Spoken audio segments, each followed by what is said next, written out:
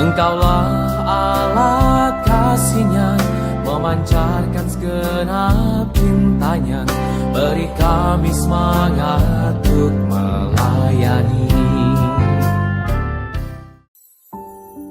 Saudara-saudari yang terkasih, betapapun kaya kita, betapapun pandainya kita, di hadapan Allah, kita ini hanyalah orang-orang miskin.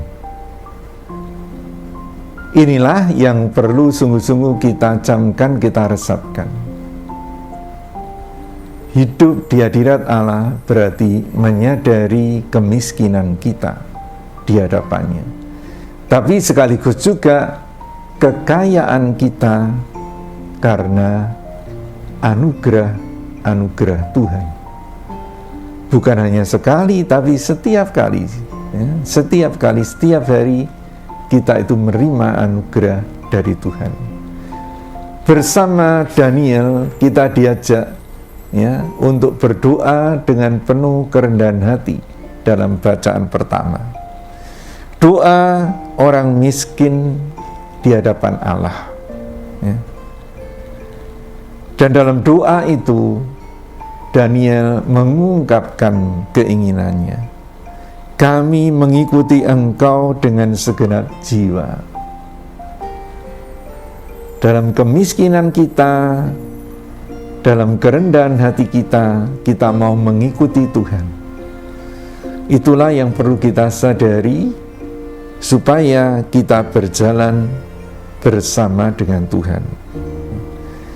Dan kita juga selalu mencari wajah Tuhan. Wajah-Mu kami cari ya Tuhan. Ya, saudara-saudara yang terkasih, kalau kita hidup di hadapan wajah Allah, di hadirat Allah, bersama dengan Allah, kita sadar bahwa kita ini adalah orang yang berbahagia karena diampuni oleh Tuhan. Kita sebetulnya mempunyai banyak hutang, tetapi Tuhan tidak mengingat itu semua karena kita disayanginya. Oleh karena itu, kita pun juga harus rela mengampuni saudara-saudari kita. Karena kita sendiri ini adalah orang yang diampuni. Kita adalah orang yang diampuni. Inilah yang akan membuat kita rendah hati dan sekaligus seperti Tuhan berbelas kasih kepada kita, kita juga mau berbelas kasih kepada sesama. Seringkali kita mudah sekali mengadili sesama kita. Dan pengadilan kita itu seringkali kita wujudkan juga di dalam sikap-sikap kita terhadapnya. Sikap-sikap yang membuat dia terbelenggu. Sikap-sikap yang membuat dia terpenjara, tidak bebas untuk bertumbuh kembang. Tuhan mengampuni dan membebaskan kita. Kita juga dipanggil untuk berbelas kasih kepada sesama, supaya mereka juga dapat merasa bebas untuk bertumbuh kembang kembali. Kembali karena mereka tahu mungkin bahwa mereka sudah bersalah, berdosa pada kita, tapi mereka merasa bebas karena kita mengampuni mereka. Kita tidak menyimpan kesalahan mereka.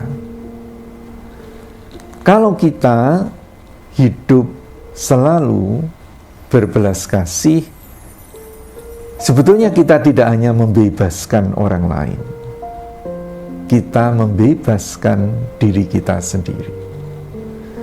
Karena orang yang bebas adalah orang yang sadar bahwa dia ini, saya ini hidup karena belas kasih Tuhan. Itulah, saudara-saudara, keadaan batin yang membuat kita ini bebas. Tuhan tidak mengingat-ingat dosa, hutang dosa kita.